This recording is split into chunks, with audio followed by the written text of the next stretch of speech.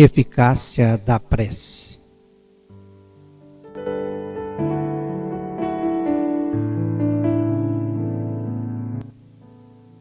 Seja o que for que peçais na prece, crede que o obtereis e vos será concedido o que pedirdes.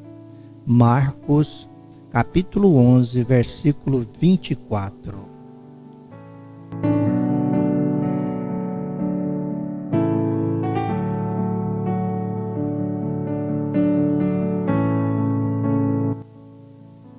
Há pessoas que contestam a eficácia da prece, baseando-se no princípio de que, conhecendo Deus as nossas necessidades, é supérfluo expô-las a Ele. Acrescentam ainda que, como tudo se encadeia no universo por leis eternas, as nossas súplicas não podem mudar os decretos de Deus. Sem dúvida alguma, há leis naturais e imutáveis que Deus não pode derrogar ao capricho de cada um.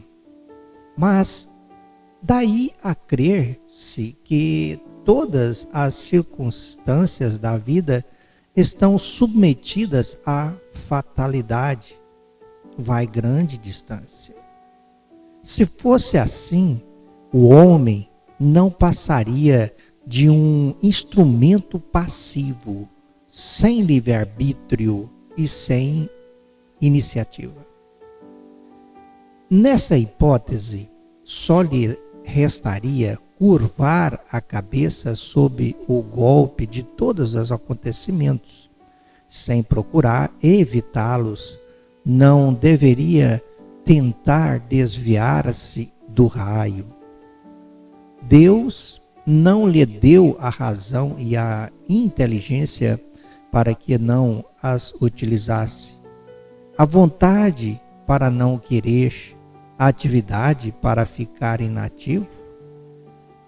Como o homem é livre para agir num sentido ou em outro, seus atos acarretam a ele e às demais pessoas consequências subordinadas ao que ele faz ou não faz.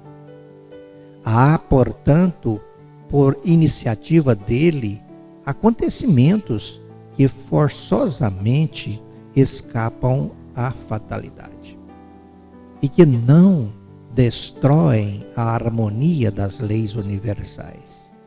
Do mesmo modo que o avanço ou o atraso do ponteiro de um relógio não anula a lei do movimento sobre a qual se funda o mecanismo. Deus pode, pois, consentir que certos pedidos, sem derrogar a imutabilidade das leis que regem o conjunto subordinada sempre a essa anuência à sua vontade. Seria ilógico concluir desta máxima: seja o que for que peçais na prece, crede que vos será concedido. Que basta pedir para obter, como seria injusto acusar a providência se não atender a toda súplica que lhe é feita, uma vez que ela sabe melhor do que nós o que é para o nosso bem. É assim que procede um pai criterioso que recusa ao filho o que seja contrário aos seus interesses. O homem, em geral, só vê o presente. Ora, se o sofrimento é útil à sua felicidade futura, Deus o deixará sofrer. Como o cirurgião deixa que o doente sofra as dores de uma operação que lhe trará a cura. O que Deus concederá ao homem, se ele lhe pedir com confiança, é a coragem, a paciência e a resignação. Também lhe concederá os meios de se livrar por si mesmo das dificuldades, mediante ideias que fará que os espíritos bons lhe surgirão, deixando-lhe dessa forma o mérito da ação. Ele assiste os que se ajudam a si mesmos, conforme esta máxima: ajuda-te, que o céu te ajudará. E não os que tudo esperam de um socorro estranho, sem fazer uso das próprias faculdades. Entretanto, na maioria das vezes, o que o homem quer é ser socorrido por um milagre, sem nada fazer de sua parte. Tomemos um exemplo. Um homem está perdido no deserto. Sofre de sede terrível, sente-se desfalecer, cai por terra. Pede a Deus que o assista e espera. Nenhum anjo lhe virá dar-te de beber. Entretanto, um espírito bom lhe surge a ideia de levantar-se e tomar um dos caminhos que tem diante de si.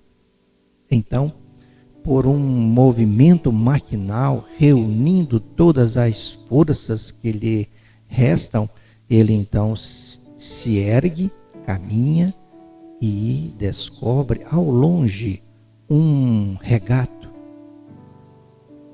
Ao divisá-lo, ganha coragem. Se tem fé, exclamará: obrigado, meu Deus, pela ideia que me inspiraste e pela força que me deste. Se não tem fé, dirá: que boa ideia eu tive, que sorte a minha de tomar o caminho da direita em vez do da esquerda. O acaso, às vezes, nos serve admiravelmente. Quanto me felicito pela minha coragem e por não me ter deixado abater. Mas dirão: por que o Espírito bom não lhe disse claramente: segue este caminho, no fim do qual encontrarás aquilo de que necessitas? Porque não lhe foi mostrado o caminho para guiá-lo, sustentá-lo no seu desfalecimento? Dessa maneira, o Espírito bom o teria convencido da intervenção da providência. Em primeiro lugar, para lhe ensinar que cada um deve ajudar-se a si mesmo e fazer uso das próprias forças. Depois, pela incerteza, Deus põe à prova a confiança que o homem deposita nele e a submissão deste à sua vontade. Aquele homem estava na situação de uma criança que cai e que, percebendo alguém, se põe a gritar e fica à espera de que venham levantá-la. Se não vê ninguém, faz esforços e se ergue sozinha. Se o anjo que acompanhou Tobias lhe tivesse dito: sou enviado por Deus para te guiar na sua viagem e te preservar de todo perigo, Tobias não teria tido o mérito e em algum momento, fiando-se no seu companheiro, nem mesmo teria precisado pensar. Foi por isso que o anjo só se deu a conhecer ao regressarem. Muita paz a todos.